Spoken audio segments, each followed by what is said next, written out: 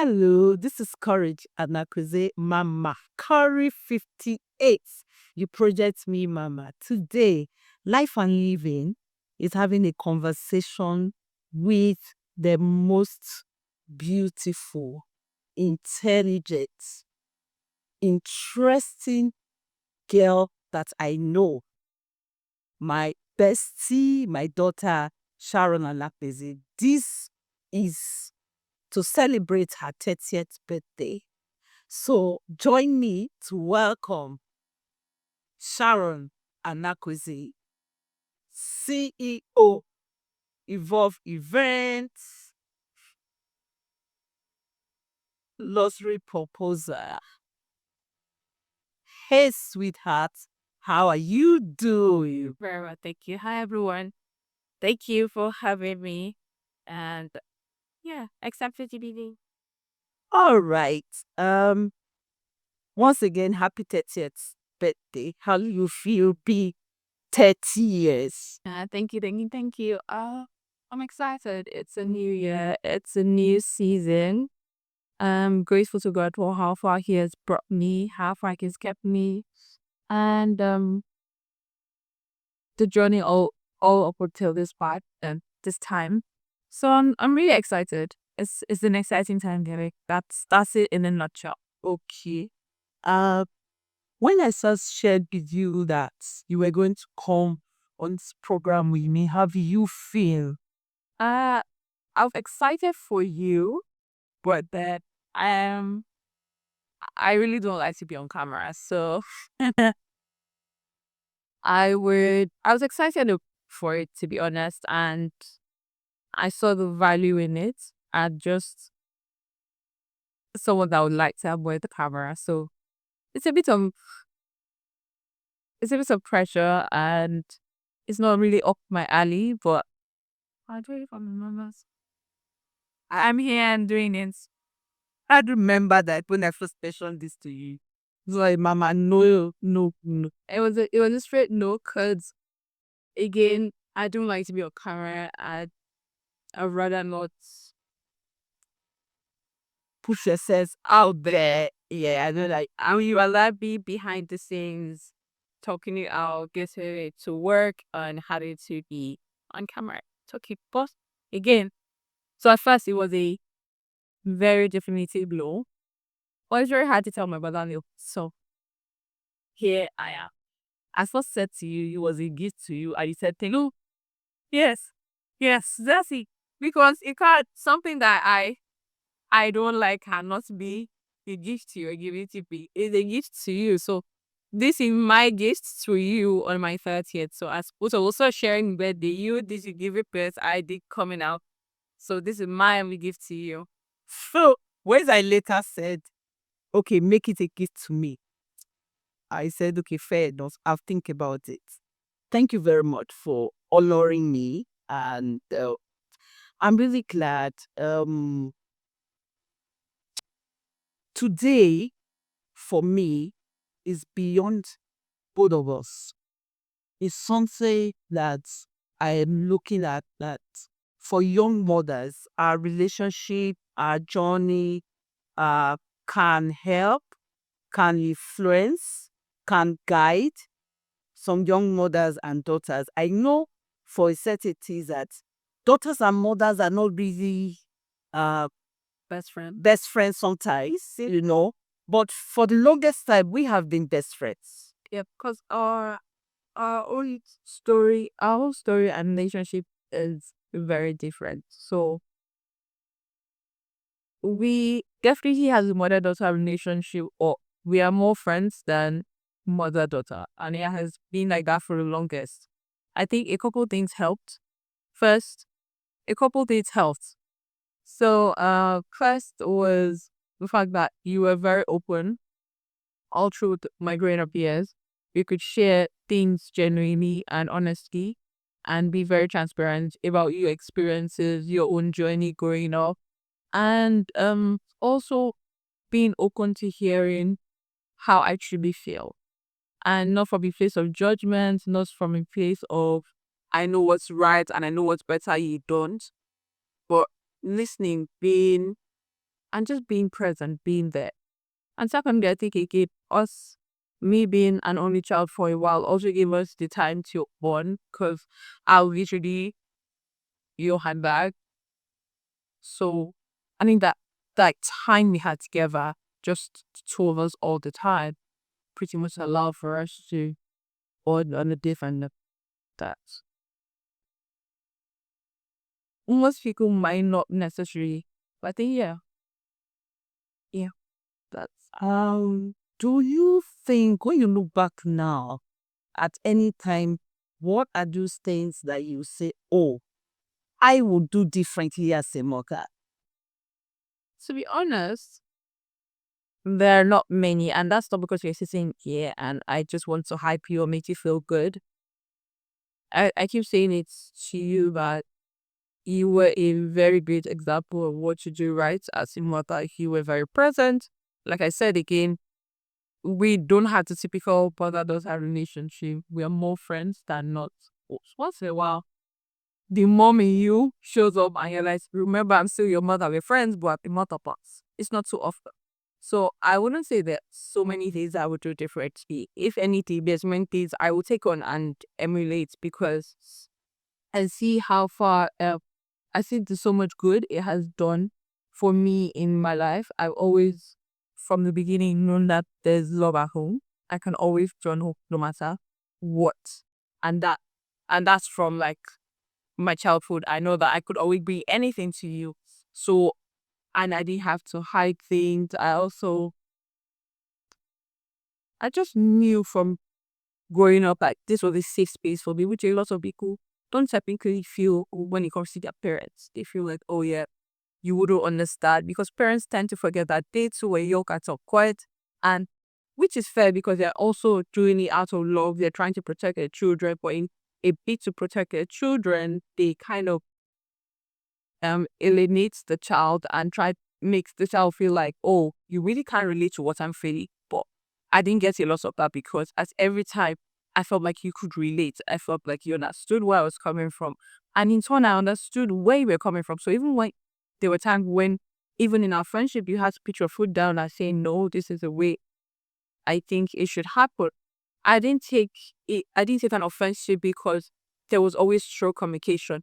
I could always see where you're coming from and the why, which is very important. A lot of people just make rules and make a blanket statement and think that children or people in your lives don't deserve to know the reason behind those statements or those rules.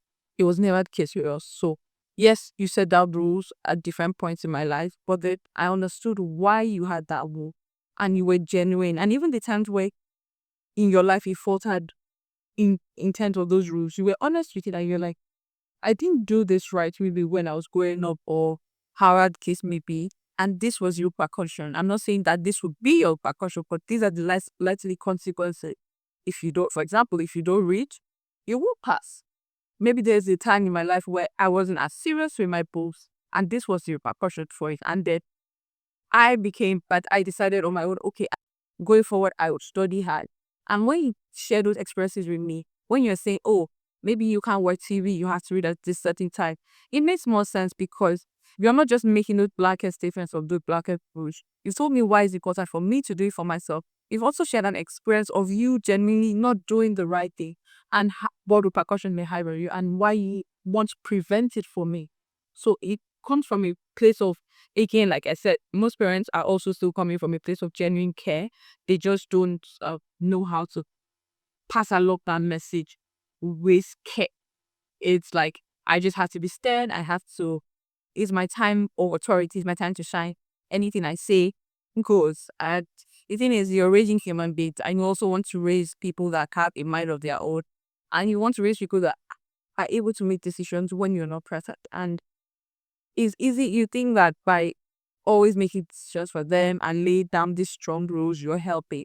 Or half of the time you're taking away their agency. And when it's time for them to truly uh, make up their minds or take action or make decisions, they are unable to because up until almost their adult life, they never had to make a decision for themselves. And when they even tried, they've been rebuffed.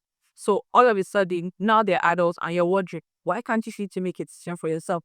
Why can't you take action? Why can't you stand by your decision? It's because, well, they never had to make a decision up until this point. So it's not magic. A lot of things in life, like we know, require practice. You have to try. You have to sometimes fail and learn from the lessons and forge ahead. Sometimes it's better when you're not learning from your own experiences and you're learning from the experiences of your parents or other people and like doing better.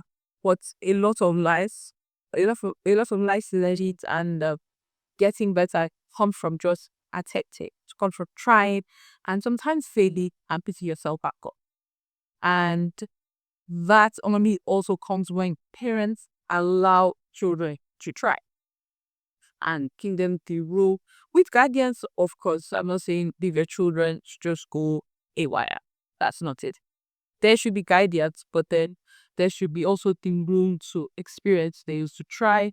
And also, I think more important, when you're lay down rules, when you're making statements, let it be very clear the why behind the statement. It carries so much weight across like every area of our life. Because if we look at it, even as individuals, so let's think of it from the parent perspective. I'm not a parent, so obviously I gained like a full perspective of a parent. Or like, let's think of you as a parent. You have goals in your life. You have things that are important to you. What helps you stick to it or forge ahead or stay put or keep going is because you, most times I would suppose you understand the why behind whatever you're doing that. You're either doing it for, most times it's for altruistic reasons, for your family, because you want to get ahead, because, but you understand the why. And so when it gets tough, when you get tired, when you get frustrated, you're able to look back and say, oh, or think within or introspect and say, oh, okay, this is really important because this. And it gives you momentum. It gives you the energy to forge ahead.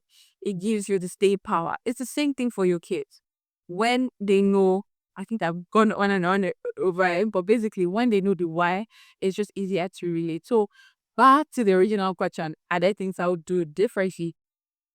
I'm sure there are, but off the top of my mind, honestly, nothing comes to mind like immediately. Okay, I think the only slight thing I would do differently, and I don't think it came from you directly, it was just a mix of set up in the house.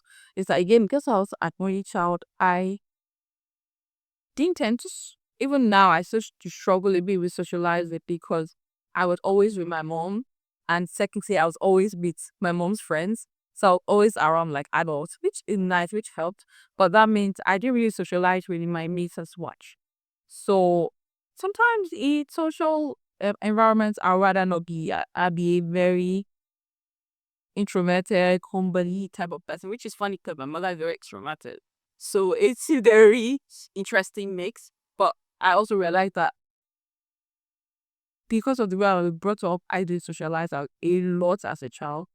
And I have seen it play in different areas of my life. But at this point, I'm an adult, so the ownership is on me to like make the effort to socialize and get better in that area of my life. So yes, maybe uh as a child, I should have just had the opportunity to play with other children more, go out with other children, just interact more with other children. I also understand why that happened because again, I was an only child and the sense of, oh, this is the one I have. Let me keep her protected. Let me keep her proper. Like I want to have my eyes on her. I want to see her all the time. Same thing with you. Same thing with my dad.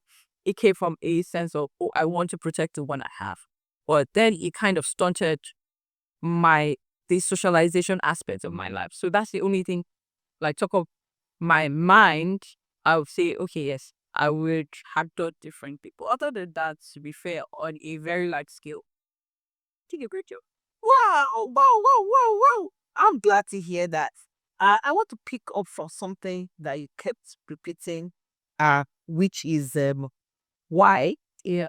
I remember that I had a lot of struggle with uh setting goals, Yeah. and that was something that I picked from you, and it made me all the time refer to you as my little teacher because you are always about the why. You understand? You say, Mommy, why are you doing this? Sometimes even comes to that point where I'm getting offended and say, "Oh, mommy, I'm on your side here. Just let me know the why. Do you understand the why you are really having this done?" Can you just expatiate on that why? Are you step out a little bit here, but just keep talking. Can you expatiate on that? I think I've spoken enough on the why, but I will still touch on it. So for me, again, I can't really pinpoint a point in my life and say, oh, this is where that started from for me. I've just always, again, been inquisitive. And like I said, the way I grew up allowed for a lot of that. Obviously, it wasn't perfect, but there was a lot of room to ask questions and actually get substantial answers. So I guess that increased my curiosity. And I think from a young age, I just realized to ask questions and actually get substantial answers. So I guess that increased my curiosity. And I think from a young age, I just realized from introspection. Obviously, at that point, I don't think I realized I was introspective. But basically, from just looking in it, I realized that if I understood or I understand the why behind anything, I'm more motivated to stay put, to give it the energy it requires. So from time, I've just always, and if it does it, and also there's one disclaimer I like to do when I talk about whys. When we say our whys, even with goal setting or with anything in life, like when you're sharing why these are important to you kind of want to make it sound very grand, very noble, very detailed. And yes, it should be detailed, but like you want to make it bigger than it really is. And sometimes you really don't. Your why can be surface level, it can be something frivolous, but it just has to be true. It just has to be the real why. Because sometimes you tell yourself, oh, um, I'm trying to think of an example, right? So you can say, um,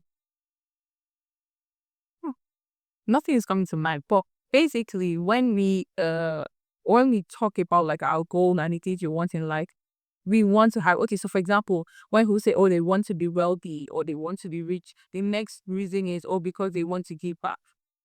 Maybe you don't want to give back, and that is fine. You just have to decide. Sometimes maybe you want to be rich because you want to be able to stunt on people. You want to be able to say, yes, I've arrived. It might not be nice sounding to any other person. It might not even seem very noble or altruistic, but that is your true why. Stick to it, because when the going gets tough, if you really don't care about giving back, you will not put in the effort that is required, because within you, you know that you don't give. You don't care about giving back to anybody. You care about yourself. And as much as it might not seem fine to anyone, it's okay if that is your why. If you realize that, oh, okay, my why is I want to be able to show people I'm right. When the going gets tough and you feel like, oh, I'm too tired, I can't maybe study, I can't work some more, I can't pick up another job. You remember that, oh, you want to buy that designer bag or that designer clothes, and you want to start up people, you want to live a lavish life. You will get up and you pick the second job. You will get up, you do the study that is required, because that is your true why. And you've been honest to yourself, and it's enough to motivate you. So I think that for me, in a lot of things, I feel that transcends whether as a parent or not as a child, even as an individual.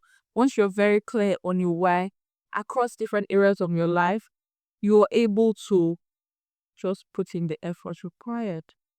Thank you. I know something else I want to ask you is when we talk now as adults, I know that you always say there are certain things you are thankful for. Yeah. One of them being the way I treat academic performances. What would you want to say about that? Okay, so yes, I'm definitely grateful for that, because growing up, I did quite well. I had the record to show, so it was like excellent prize even day. That was nice. But then when I got into, and again, even when I was getting like excellent results and doing so well, it wasn't a an individual journey alone. It wasn't just, oh, just me. You were always right beside me. When I get home from work, you're studying with me, you're checking on homeworks, you're just always present, right?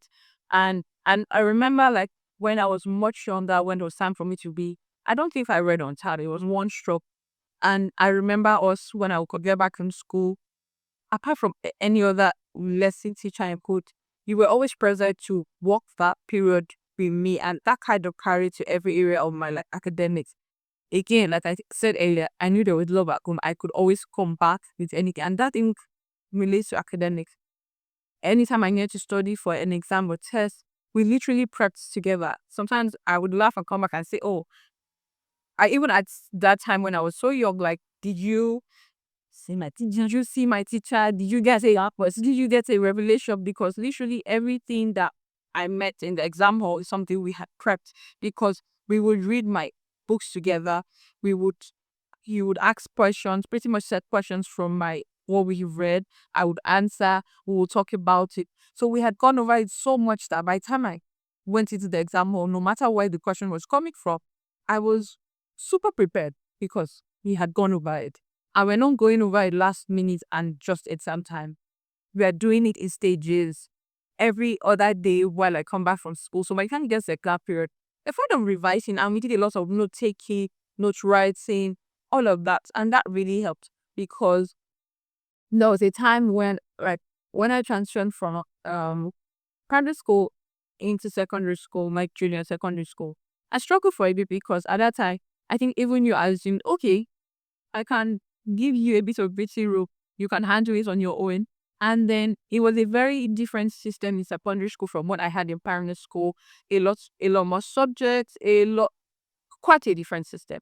And I just felt thrown in and left on my own. And I stumbled in me too. And it was, the first year wasn't so bad, but like the second year, getting second year, it was like, oh, this is not the result we are all used to. Like something is wrong somewhere.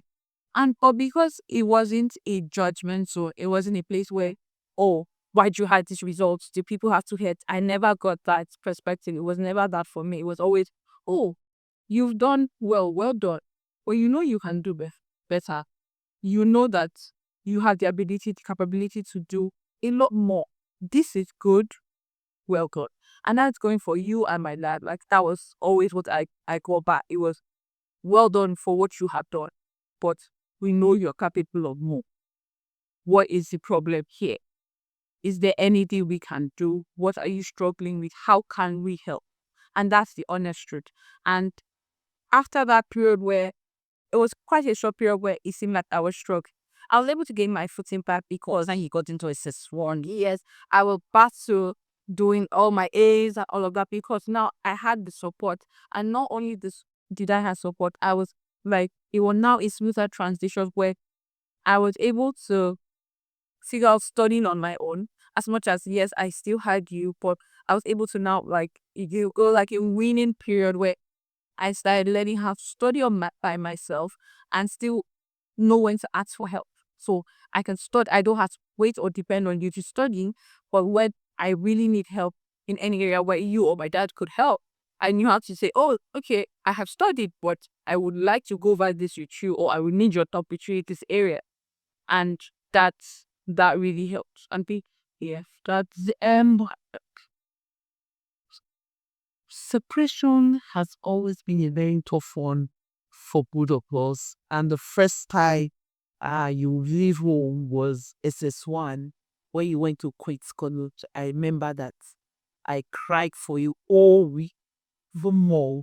Every day I'll sit down and cry. And another thing that I couldn't do, I couldn't just let, I didn't have a visiting day for you. Because you just came to bed with me every other day, every I was post college. So you almost did feel like I was fully boarding house, which I appreciated, because again, it wasn't just you. Like I said, we did have the standard mother and daughter relationship with friends. So it wasn't feeling like, oh, I'm escaping my house. I can just hang out with my friends type of like boarding house experience that some people did have.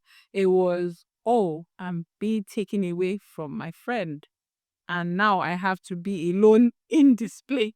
Please come and save me. And luckily and unluckily for us at that time, it wasn't fully a choice. It was a thing of if you want to be in that school, because at that time, if you're in bad school, everybody had to pretty much be put in our house. So it was a situation where, yes, you wanted, like both of you wanted me to be in black school at that time. So it wasn't really a choice if you wanted to place me in boarding house or not. I had to. The laws on the compulsory, it was compulsory, so I had to go. And so was There's when we were already in Yaba. Both of us were Yaba. Because I had to move everywhere you were, kind of where I walk around. And so I was getting close proximity.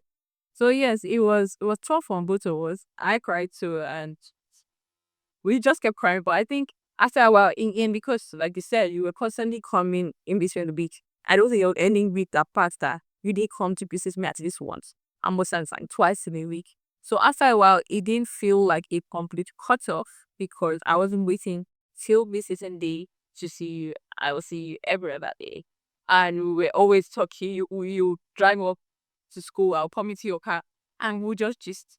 And that's the we'll just gist about everything that's happened so far in the week. You too, you just me everything that's happened at home, everything that's happened at work, and it was serious. I think, and I think somehow till now we still experience separation anxiety, which is very interesting because this is like 30 years down the line. I don't know at what point where we would be like able to be apart completely, and then it wouldn't affect us. I don't know. We'll see if we get to that stage. But yeah, it's very interesting because it can be tough because like as life gets busy, recently you've been doing something where you call me like because we talk every day, even though we pretty much see each other every day, we still talk on the phone every day. And there are times because life is busier now. I'm at work, she's at work, and there's getting shorter and shorter periods where like lunchtime or things like that where we can talk maybe early in the morning when we're both driving out to work, or like when I'm driving home, even though we still want to just have that quiet period where we can chat, right? And it's getting tougher. I noticed recently you call and say, oh, you're not calling me. I'm feeling like you're not thinking about me, or like I'm feeling a bit forgotten. And I don't mind that because that's not true. You are never forgotten. You are never, there's at no time where I want you to feel ignored or not chosen. But there's only so much. okay, I think that comes from the place that we, in our friendship, we always have certain routines that I just had to take. It was like when you went to England and you are going to uh, school, you come in the morning and say you are going to school, then you are going to work in the evening or when you close, you come and say, Mommy, today there's no boss, I'm working and about it, let's talk, I'm on the phone. So really here is the same thing. I leave before you hear. So before you go to work, you always call me. And for last couple of days, I'll just wait for the call. It's not coming. Then I'll call you in the middle of the day and say, what's up? Why are you Which is very fair. But sometimes I'm waking up early. I'm trying to also get something done before work and prep for work. So in the midst of that, I know that if I get on the phone, I'm not going to be able to achieve what I want to prep and get ready and get done before work. Like I want to quickly study something. I want to quickly get something stuff. But if I'm on the phone, the likelihood of doing that 100 is down to almost like zero or halfway. So at that time, I know that I love you, I care, and I want to keep up our routine. But I also have to prioritize. And it goes back to why, like, I want you to feel loved at every time. But I also want to be able to achieve my goals and like be successful because I also know that it's an important thing for you. So if I wake up later in that and I say, oh, the reason why I did achieve so and so, or the reason why I couldn't have done maybe that course or get that certification was because that's our money time to chit chat. You will look at me like I'm insane because we could have talked about it. You could have prioritized. So now I'm getting more conscious of like, yes, we have our routine.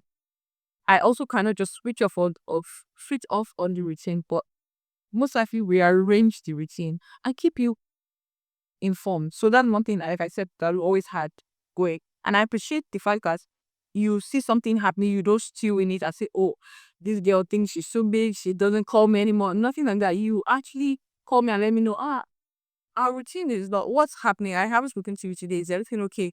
Why are we not? This is odd. This happened the day before, the other day, and now, like, this is maybe a third day in a row. What's going on? I appreciate that open line of communication. And he also gave me the opportunity to say, oh, this is what has been happening. Oh, I'm so sorry. We can do it better. And it also is of me that if I'm changing the routine, I should be able to say, oh, going to be easier in the mornings. Maybe our morning conversations won't happen, but I'll try and call you at lunchtime, or I'll try to call you at the end of the day. And I think what makes it more interesting that technically we see each other every day, but because life is busy, when we even still see everybody's tired from the day and everybody just wants to go to bed. So it's really important that when we can talk during the day, because that's the time where we truly get to catch up as opposed to just seeing each other. So I totally understand it, but yeah, it's a good point. It just shows that as much as you love the people in your life commitments can kind of take you away from them. So the job is on you, and I guess all the involved parties to open lines of communication, be very clear communication, and also carry their so communication, yeah, carry their people along and be honest, right? Open communication also doesn't mean that what the other person wants to automatically get done. That's another misconception. Like, because you communicated to me that, oh, I'm not happy with the way our routine is changing, that doesn't mean that will now start, like, I will resume our calls in the morning automatically, because things have changed for me. It's on me to now carry you along and explain that, oh yes, I enjoyed those calls in the morning, but for the time being, it can be business as usual. But can we make it work at this other time? So concessions, finding the middle ground, and all those things kind of work hand in hand. But yes, it has to start with communicate. And also being assured that your person has you. So let me explain that better. It's one day, if when this communication break happened, my mother waited to herself and started stewing and saying, oh, like I said, who does this young girl think she is? She thinks she's now to be to talk to me, blah blah blah. And instead of communicating, she just made the situation bigger than it is. It won't do either of us is a service, because it's just widening the gap, right? So it's really on both parties to bring it up in a pleasant, again, not like you're trying to criticize the other person or put them down, but in a nice way, and just share how you're truly feeling. And it's also on the other person not to get defensive and feel like, oh, this is an attack on my person, but to see that, oh, this person cherishing whatever we have, and it's feel the type of way it's hurt. And also now communicate back in a loving way to say, oh yes, it doesn't mean you're going to have your way, but there might be a better way to do. You should get things done. Okay, what I actually had in mind for this conversation was like a 10 episode kind of conversation that we mentioned how. I can tell you for that this not have see my more perception. So like I said at the beginning of this, I said a very strong. My mother being my mother, looked so sad and disappointed at me being her child, and her friend could not withstand disappointment. See? So even me, so I consider, and the conception is this one episode. So you guys take it. Then I ask another question because I have framed the 10 episode differently. And so one other thing that I know about you is that it doesn't really show is that you are very, very stubborn. And I think it's very interesting to see it play out, because a lot of people, because again, I'm introverted, and the truth is that a lot of things don't bother me as a person, right? So people mistake it as being, I wouldn't want to use the word pushover because that's never me, but then people just think, oh, I can, it doesn't really matter. she's going to go along with it anyway. And I'm going along with it because it doesn't bother me. When it does bother me, I'm going to put my foot down and say no. And my no is no. The only person, and she knows, is she's literally the only person in this world existing now that can get me to a no to a maybe. And even with her, there are restrictions. I It happened because she doesn't also abuse her relationship, or like the relationship we have together. She doesn't. It's not because she's my mother or my friend. Every time she says something, it goes. Like I told her even recently, you're allowed to share your opinion and I'm allowed to listen to it. Doesn't mean that I would take and execute that opinion. It's an opinion, it's yours. And I appreciate it, but that doesn't mean that that's what I will be taking forward. And so, yes, this is the one and only episode. Now let me stay on this. Let me stay on this. Your putting your foot down. There are a couple of times in our relationship where that would really have caused a friction. The first time was when you came out of the university and I wanted you to come into the business and probably just take it over because of the way we share, and I see your insights. So I said, oh, my daughter studied economics. Oh, she's coming to take over its business or do all of this. And every time you just say, and I didn't say out of spite or the fact that I didn't value what she is a she like good. It's till now it amazes me because I saw it go from absolute nothing and created this amazing, still existing business that has touched so many lives and continues to touch so many lives. So I'm so proud of it. I'm so grateful to have witnessed it.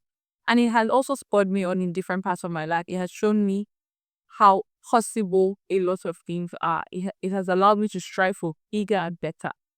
But even with all that being said, at that time, even though I had so much to give towards the business, so much insight, so much things I wanted to do, but I wanted to do it from the background, like through her. Like I'm happy to share my insights with you and then you go execute. I'm happy to point out like better ways you go and execute. I don't even mind aiding or helping to execute from afar from the background, but I didn't want to be right there in the center. And your dream for me was to be right there in the center. You and my dad, to be frank. And for me, I had to one day sit you down and say, you know what? I appreciate everything, but this is your dream. And that's not to take away from the fact that you built something and your hope is to pass it on. Oh, well and good. Kudos to you. And thank you for like creating that platform. But if you think about it, why you started this was again because you had that dream. You also had the capabilities and interest. Like this was your desire to do this, right? And another side benefit or side what's the word now? Whatever spurred you on was often the fact that you wanted to give your children opportunities and a different life. Good. So what you have done now is create a platform so that I can also pursue my dreams. If I wake up and after I've gone study, I've grown up with all the things you have imbibed and kind of roomed into me, I now don't follow my own dreams. I don't even have the opportunity to sit down and decipher what is my dream. And suddenly I'm just trusted into your dream, and that's what my life is now. What would happen, at least from my own perspective, is that I'll wake up one day and I'll be so very sad. And also it will do its service to our relationship because I will look to you and it will be like, "Oh, how did I get here? This was never my dream. This was never in my intention. I was doing this to please you." And like a lot of things in life, and that's where relationships tend to go downhill. It will build resentment because every time I'm faced with a push at this new dream that is yours or this business, I will look to it and say, oh, should I really have been here? I don't even like how I was doing this to please my mother. And it will, is it service to my life? Is it service to our relationship? It's even in the service to your dream and your business because I will not, even with my best intention, even with my best effort, I might not be able to execute it at the place where I have been able to execute my own dream. Because at the end of the day, it is not my dream. And that's not to say that you cannot, your dreams can change. And that's not to say that I cannot also invest in your dream.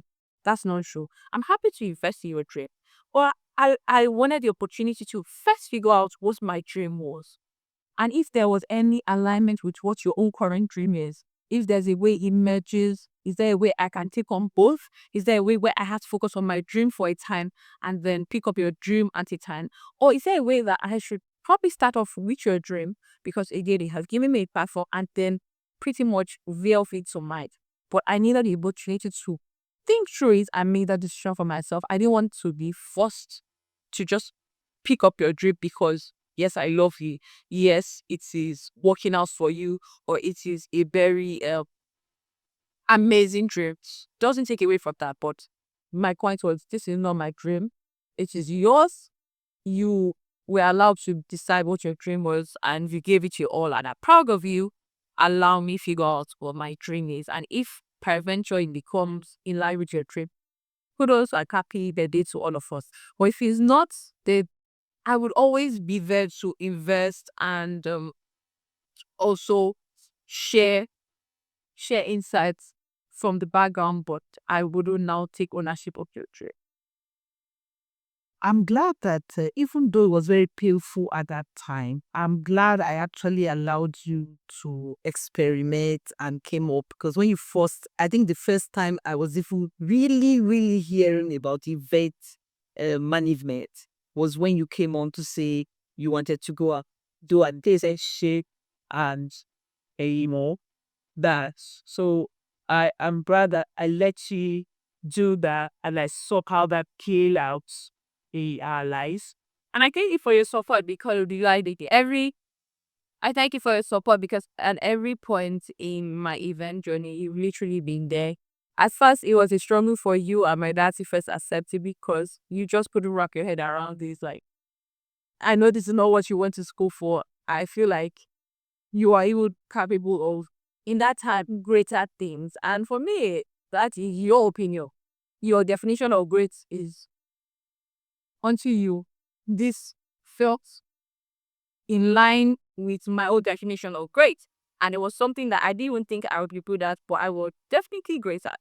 So, but after the initial hesitation, like I said, one thing I'm grateful for with both parents, you and my dad, is that from the beginning, from get go, you guys were always supportive with whatever I was venturing into, even if it was something you didn't particularly like or were genuinely excited about on your own. You were excited for me. There's a difference. Like you might not have liked it, you might not have been your dream for me, but because I was excited and you could see I was putting in the effort, you both were excited for me, both were ready to lend a hand and help me whatever way I needed to help.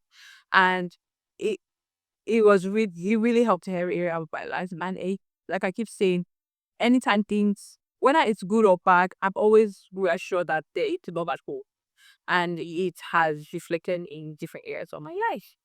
Thank you very much. One another time back, yes, another time that it was very serious for us is when we came here and everybody told us that for you to go ahead in this country, you have to do health. And I was putting pressure on you that you have to do, even when for all the trainings. Finally, one day you said to me, Omi, you are not listening. I'm not doing it.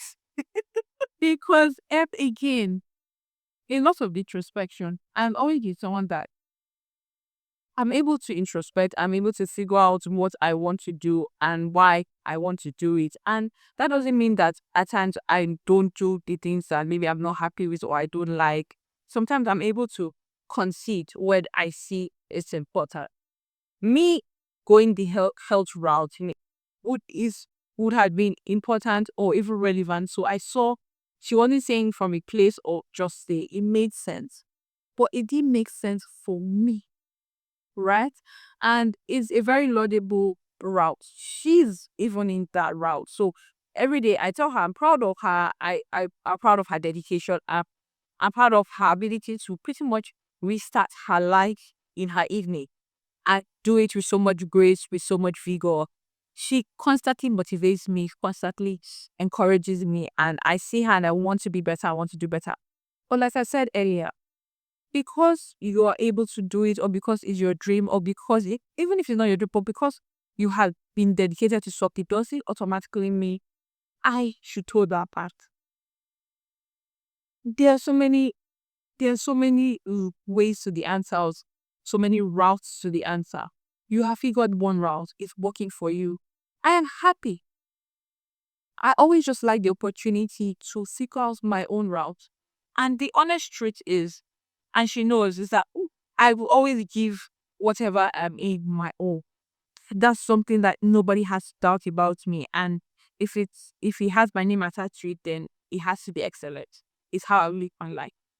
But I'm not just going to take or drop at something because you're saying. And even if I know you're saying from a place of love, I just knew that it wasn't within my capabilities. When I was a child, I thought I was going to become a doctor. I went to the hospital first, as God will have it, while I was growing up. I really didn't want the hospital. I was barely ever sick.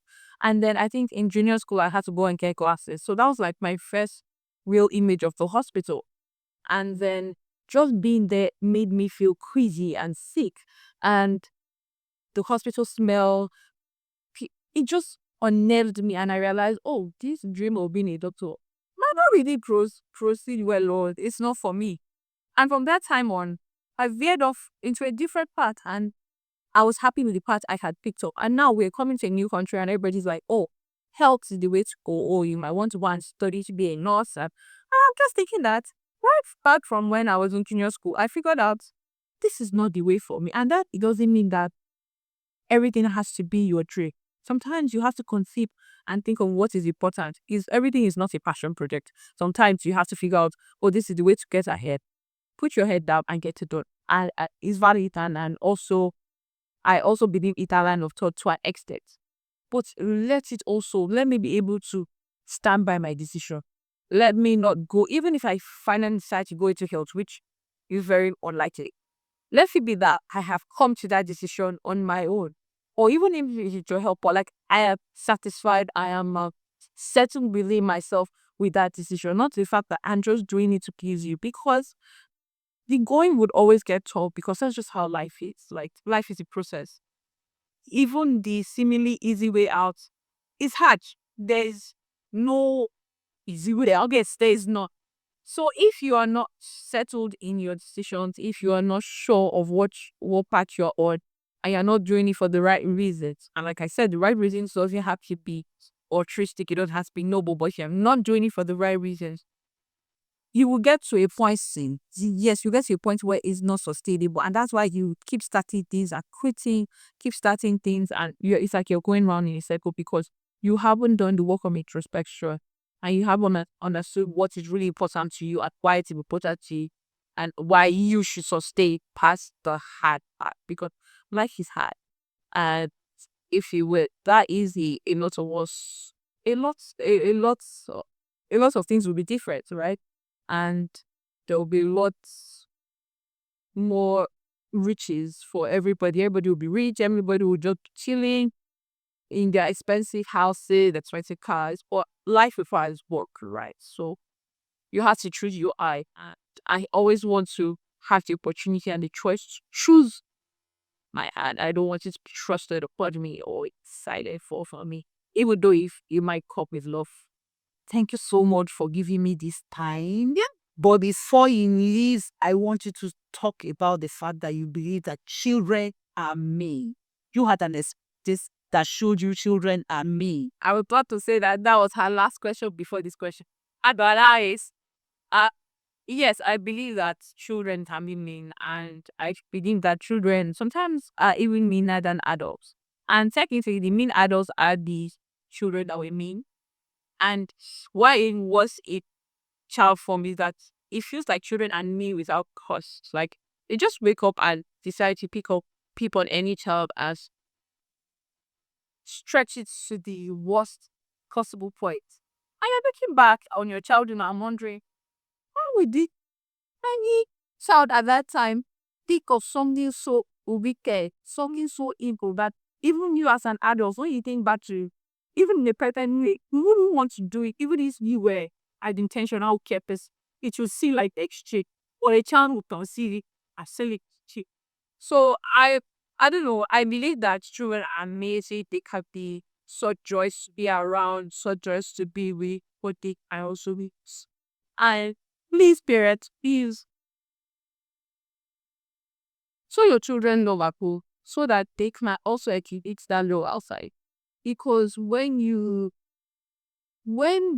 they know love at home, those children go out to cause and wreak havoc to other innocent children, which is really not fair. So it's not by, I want to say gragra, but it's not by exerting force all the time. Let your child to and let that love translate to other people because it's affecting the world around us. See, it's a thank you.